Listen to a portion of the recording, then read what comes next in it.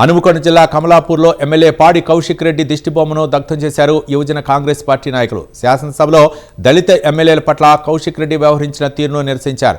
Assembly సాక్షిగా MLA Kadiyam శ్రీహరిని గన్నుతో కాల్చి చంపుతానని బెదిరించడం సిగ్గుచేటన్నారు. కౌశిక్ రెడ్డిని ఎమ్మెల్యేగా గెలిపించుకున్నందుకు హుజూరాబాద్ నియోజకవర్గ ప్రజలు సిగ్గుపడుతున్నారని విమర్శించారు. ఎమ్మెల్యేగా గెలిపించకపోతే చనిపోతానని కుటుంబంతో సహా ప్రజలను బెదిరించిన కౌశిక్ రెడ్డికి దళితులను విమర్శించే అర్హత లేదన్నారు. మొదటి నుండి వివాదాలకు కేంద్రంగా ఉన్న కౌశిక్ రెడ్డి శాసనసభ సభ్యత్వాన్ని రద్దు చేయాలని డిమాండ్ చేశారు.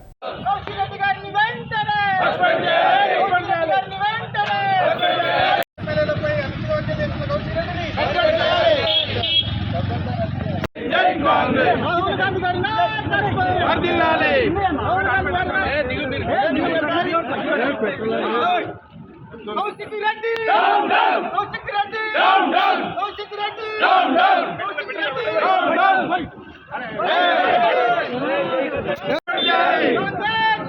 జిందాబాద్ రేవంత్ రెడ్డి గారి నాయకత్వం వర్ధిల్లాలి రేవంత్ రెడ్డి గారి నాయకత్వం వర్ధిల్లాలి కౌశిక్ రెడ్డి గారిని వెంటనే